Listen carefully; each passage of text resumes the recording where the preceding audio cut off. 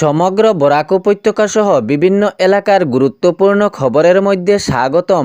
আজ হলো 16 ডিসেম্বর 29 অগ্রহায়ণ মঙ্গলবার। আজকের প্রথম খবরটি হলো গোপনভাবে ইলেকট্রিক বিদ্যুৎ ব্যবহার করা ব্যক্তির বিরুদ্ধে কড়া পদক্ষেপ। চুরি করে বিদ্যুৎ ব্যবহার করলে জব্দ হতে পারে ফ্রিজ, ই রিক্সা, ঘরের ব্যবহৃত ইলেকট্রিক মূল্যবান সামগ্রী। পুরো রাজ্য জুড়ে শুরু হচ্ছে এ অভিযান। বিভাগীয় কর্মী এই অভিযান চালাচ্ছেন। যদি গোপন করে অর্থাৎ যে ব্যক্তি চুরি করে বিদ্যুৎ ব্যবহার করছে তাহার বিরুদ্ধে কড়া পদক্ষেপ। বিভাগীয় কর্মী চুরি করে বিদ্যুৎ ব্যবহার করা ব্যক্তির ঘর থেকে ফ্রিজ, ই রিক্সা, ঘরের ব্যবহৃত মূল্যবান ইলেকট্রিক সামগ্রী জব্দ হওয়ার সম্ভাবনা রয়েছে।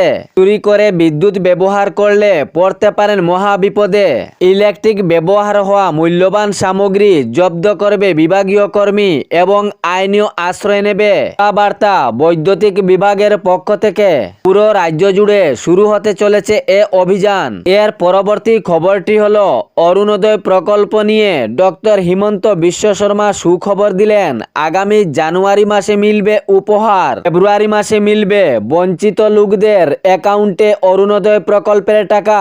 তিনি জানিয়েছেন, অরুণোদয় প্রকল্পের 3 সংশোধনীর সময় যাহাদের নাম কর্তন করা হয়েছিল তাহাদেরও নাম অরুণোদয় প্রকল্পে অন্তর্ভুক্ত করা হবে এবং যাহাদের নাম কোনো সময়ও উঠেনি বা অন্তর্ভুক্ত হয়নি অরুণোদয় প্রকল্পে তাহাদেরও নাম অন্তর্ভুক্ত হবে। যোগ্য হিতাধিকারী দেখে অরুণোদয় প্রকল্পের নামের তালিকায় অন্তর্ভুক্ত করা হবে এবং এ উপহার দিবেন জানুয়ারি মাসে, ঘোষণা করলেন অসমের মুখ্যমন্ত্রী ডক্টর হিমন্ত বিশ্ব শর্মা।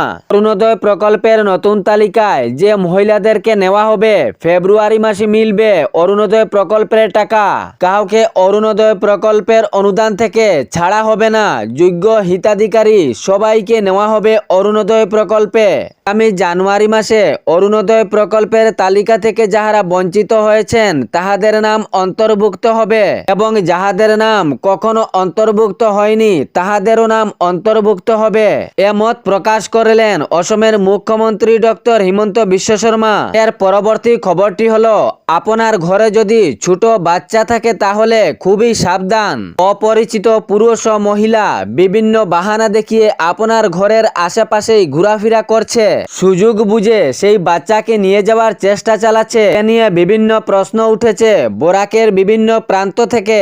অপরিচিত পুরুষ ও মহিলা কোনো বাহানা করে আপনার পাশে আসার চেষ্টা চালাচ্ছে এবং আপনার ঘরে থাকা বাচ্চার উপরেই তাহাদের নজর আছে। সুযোগ বুঝে সেই বাচ্চাকে নিয়ে যাওয়ার চেষ্টা চালাচ্ছে। বরাকের বিভিন্ন প্রান্ত থেকে এরকম প্রশ্ন উঠেছে।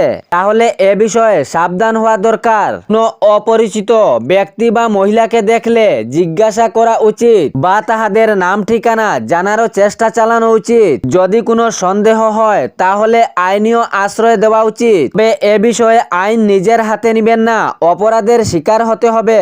এর পরবর্তী খবরটি হলো, নিজের মা বাবাকে না দেখলে সম্পত্তি থেকে বঞ্চিত। আদেশ দিল সুপ্রিম কোর্ট। পিতৃ সম্পত্তি থেকে হাতছাড়া হতে হবে যে সন্তান তাহার নিজ মা বাবাকে না দেখে। এ বিষয়ে কড়া নির্দেশ সুপ্রিম কোর্টের পক্ষ থেকে। যদি কোনো সন্তান তাহার নিজ মা বাবাকে না দেখে তাহলে পিতৃ সম্পত্তির দাবি নেই। এই সন্তানকে পিতৃ সম্পত্তি থেকে বঞ্চিত রাখা উচিত, সুপ্রিম কোর্টের নির্দেশ। এর পরবর্তী খবরটি হলো, করিমগঞ্জ সিভিল হাসপাতালে রোগীদের সাথে অনিয়মের মামলা সামনে এসেছে। রোগী বা রোগীর স্বজনদের অভিযোগ, কোনো রিপোর্ট তৎক্ষণাৎ পাওয়া যায় না, তবে 100 টাকা দিলে 5 মিনিটের ভিতরে রিপোর্ট তৈরি হয়ে যায়। 5 দিন পরে মিলবে রিপোর্ট, কিন্তু 100 টাকার বিনিময়ে 5 মিনিটের মধ্যে তৈরি হয়ে যাচ্ছে এই রিপোর্ট। করিমগঞ্জ সিভিল হাসপাতালে আরও অভিযোগ উঠেছে, এক্স-রে রিপোর্ট দিতে 1 মাসের সময় দেওয়া হয়েছে। সাধারণ কোনো পরীক্ষার রিপোর্ট 5-6 দিন, 1 সপ্তাহের রিপোর্ট দেওয়া হয়, তবে গোপনভাবে 100 টাকা দিলে 5 মিনিটের ভিতরে তৈরি হয়ে যায় এই রিপোর্টটি। এক ব্যক্তিকে এক্স-রে রিপোর্ট দিতে 1 মাসের সময় দেওয়া হয়েছিল এবং অন্য এক ব্যক্তিকে 5 দিনের সময় দেওয়া হয়েছিল। এক্ষেত্রে বিভিন্ন আরো অভিযোগ রয়েছে। কিন্তু গতকাল হঠাৎ করে জেলা আয়ুক্ত করিমগঞ্জ সিভিল হাসপাতালে ভিজিট করতে আসেন। এই কথা শুনে 5 দিনের রিপোর্ট 5 মিনিটের মধ্যে তৈরি হয়ে যাচ্ছে। 1 মাসের এক্স-রে রিপোর্ট দেওয়ার কথা 5 মিনিটে তৈরি হয়ে যাচ্ছে। এ নিয়ে বিরাট প্রশ্ন উঠেছে ভুক্তভোগীদের। করিমগঞ্জ সিভিল হাসপাতালে জেলা আয়ুক্ত প্রদীপ কুমার দ্বিবেদী যখন আসেন তখন অভিযোগ কার বিনিময়ে রিপোর্ট দেওয়া হচ্ছে 5 মিনিটের মধ্যে। তবে কিছু ভুক্তভোগী রিপোর্ট দেখিয়ে বলেছিলেন এই রিপোর্টগুলো 1 মাস এবং 1 সপ্তাহে দেওয়া হয়েছিল সময়। কিন্তু ডিসি স্যার আসার কথা শুনে 5 মিনিটের মধ্যে তৈরি হয়ে গেল এ রিপোর্টগুলো। ইচ্ছাকৃতভাবে অনিয়ম চলছে এ হসপিটালে। রোগী ও স্বজনদের অভিযোগ, মামলায় ডিসি স্যার করিমগঞ্জ সিভিল হাসপাতাল প্রদক্ষিণ করেন এবং কড়া বার্তা দেন। টেস্টের রিপোর্ট দিতে বিলম্ব অপব্যবস্থা কর্মীর। রোগী ও রোগীর স্বজনদের অভিযোগ। এ বিষয়গুলি শুনে জেলা আয়ুক্ত প্রদীপ কুমার দ্বিবেদী কড়া বার্তা দেন কর্মীদের। টেস্টের রিপোর্ট দিতে ইচ্ছাকৃতভাবে বিলম্ব এবং অপব্যবস্থা হলে কড়া পদক্ষেপ নেওয়া হবে। জেলা আয়ুক্ত জানিয়েছেন ইচ্ছাকৃতভাবে রোগীদের সাথে অনিয়ম করলে কড়া শাস্তি ভুগতে হবে। লক্ষ লক্ষ মানুষ রয়েছেন এই হসপিটালের ভরসায়। কর্মী যদি ইচ্ছাকৃতভাবে অবহেলা করে তাহলে তাহার বিরুদ্ধে আইনীয় আশ্রয় করতে হবে। এ বিষয়ে সতর্ক বার্তা দিলেন জেলা আয়ুক্ত প্রদীপ কুমার দ্বিবেদী। এর পরবর্তী খবরটি হলো কোভিড-19 টিকা নিয়ে কয়েক বছর ধরে বিতর্কের মামলা ঘিরেছে চতুর্দিকে। তরুণদের হঠাৎ মৃত্যুর কারণ কোভিড-19 টিকার সঙ্গে জড়িত করে বিতর্কের সৃষ্টি হয়েছে দেশ জুড়ে। যুবকের হঠাৎ মৃত্যুর সঙ্গে কোভিড-19 টিকার কোনো যোগ নেই জানিয়েছে এইমস। কোভিড-19 টিকাকে ঘিরে যে কয়েক বছর ধরে বিতর্কের মামলা ঘিরেছিল তা খারিজ করল দেশের অন্যতম শীর্ষ চিকিৎসা প্রতিষ্ঠান এইমস। এই প্রতিষ্ঠান জানিয়েছে কোভিড-19 টিকা সম্পূর্ণ নিরাপদ। 18 থেকে 45 এর তরুণদের হঠাৎ মৃত্যুর সঙ্গে কোভিড-19 টিকার কোনো সম্পর্ক নেই পরিষ্কারভাবে জানিয়েছে এইমস। এর পরবর্তী খবরটি হলো নেশা পাচারের নতুন পন্থা সামনে এসেছে। মহিলাদেরকে দিয়ে চলছে নেশা পাচার।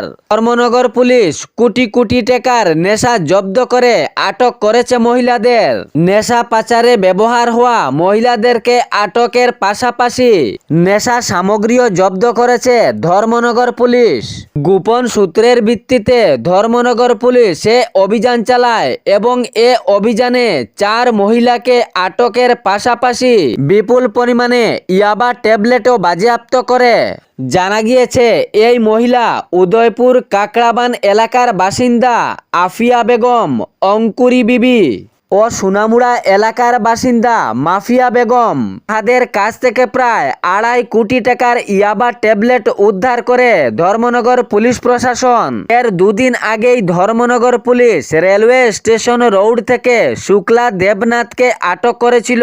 প্রায় 12 লক্ষ টাকার ইয়াবা ট্যাবলেটও উদ্ধার করে এবং 3 দিন আগে 4 বিহারের মহিলাকেও আটক করা হয়েছিল এবং তাদের কাছ থেকেও বিপুল পরিমাণে নেশা পাচারের সামগ্রী পাওয়া গিয়েছে। নেশা পাচারে নতুন পন্থা শুরু হয়েছে। মহিলাদেরকে দিয়ে নেশা পাচার চলছে। এ ছিল বরাক উপত্যকা সহ বিভিন্ন এলাকার গুরুত্বপূর্ণ খবর। এরকম নিত্য নতুন খবর পাওয়ার জন্য চ্যানেলটি সাবস্ক্রাইব করে রাখবেন এবং ভিডিওটি লাইক করে শেয়ার করতে ভুলবেন না, যাতে সঠিক সংবাদগুলো অন্যজনের কাছে পৌঁছায়। ধন্যবাদ।